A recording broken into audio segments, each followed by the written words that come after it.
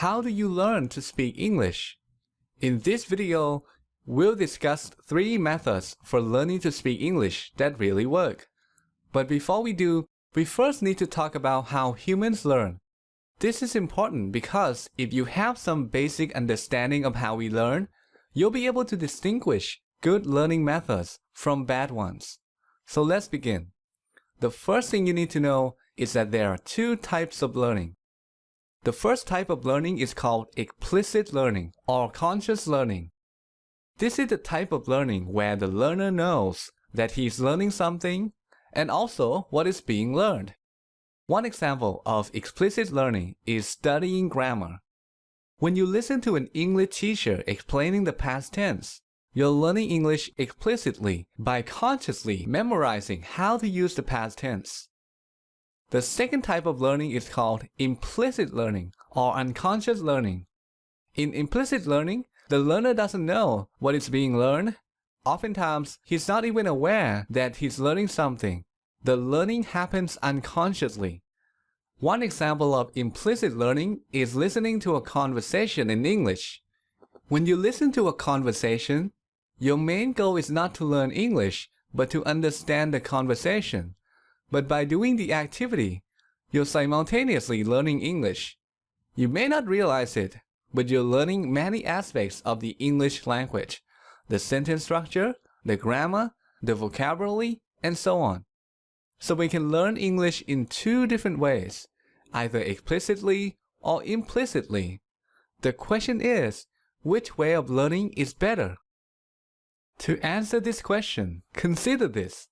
Just like there are 2 types of learning, there are also 2 types of knowledge, explicit knowledge and implicit knowledge. Explicit learning results in explicit knowledge, whereas implicit learning results in implicit knowledge. And there's a very big difference between these 2 knowledges. Accessing explicit knowledge requires conscious thought. You have to think about the knowledge in order to use it. This means that if you want to speak English properly, you have to think about English. You have to think about whether to use the past tense or something else. You have to think about how to form a sentence properly. But that's impossible because when you speak, there's no time to think about any of that. In contrast, accessing implicit knowledge doesn't require conscious thought. You don't have to think about the knowledge in order to use it. Think about how you speak your first language. It's pretty effortless, isn't it? You can speak properly without having to think about any grammar rule. That is possible only because your knowledge of your native language is implicit. For this reason, implicit learning is a much better learning strategy. When you don't have to think about English, it frees up your mind so you can fully concentrate on expressing your thoughts and ideas.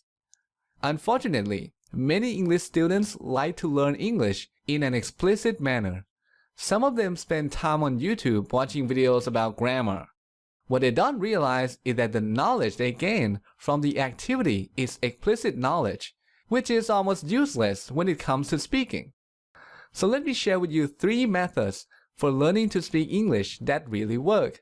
I'll give you an overview of them as well as their advantages and disadvantages. And at the end of this video, there'll be a link to a free resource where you can study each of these methods in detail. The first method is listening. Just listen to English as much as possible.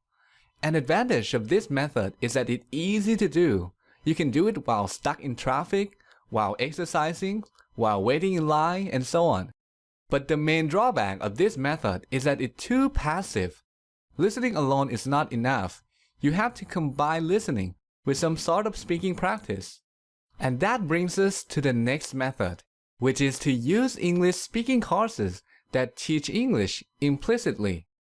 Let's see how these courses work. Is there a cat? No, there is not cat. No, there isn't a cat.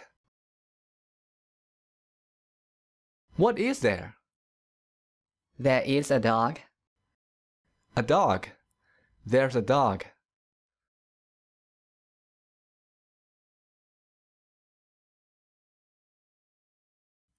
Does Lisa own the dog? No, Lisa doesn't own the dog. No, she doesn't. Lisa doesn't own the dog. Who owns the dog then? Okay, so that's one example. Here's another one. There was a guy named John. He wanted to own a restaurant. Did John want to own a car? No, he didn't want to own a car. No, he didn't want to own a car. What did he want? He wanted to own a restaurant. Well, he wanted to own a restaurant. He wanted to own a restaurant. Who wanted to own a restaurant? Okay, so that's how it works. A key advantage of using a course like this is that you get feedback every time you speak. This allows you to learn and improve quickly. This is great for beginners.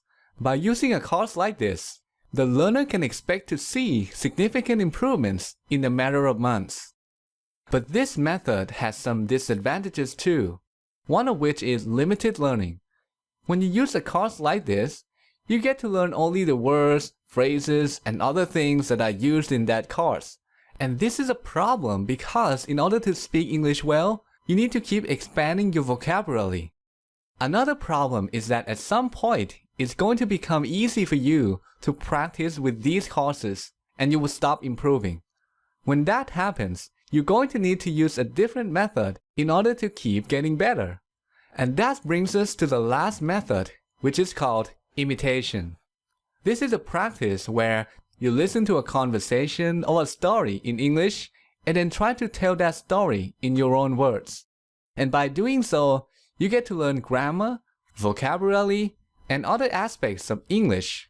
This is a great method for intermediate and advanced speakers. A key advantage of this method is that there are virtually no limits to how much you can learn. The more you practice, the more you learn, and the larger your vocabulary. But the main problem with this method is that it can be difficult for beginners. If right now you can speak English just a little bit, you may not be able to practice imitation effectively. If that's the case, you might want to start with 1 or 2 speaking courses before you start using this method. Okay, so that's an overview of 3 learning methods that work because they're all a form of implicit learning. If you want to learn more about these methods, check out this resource where you can find a tutorial on imitation, a list of recommended speaking courses, and a video series on how to practice listening the right way. Just click here to go to that resource.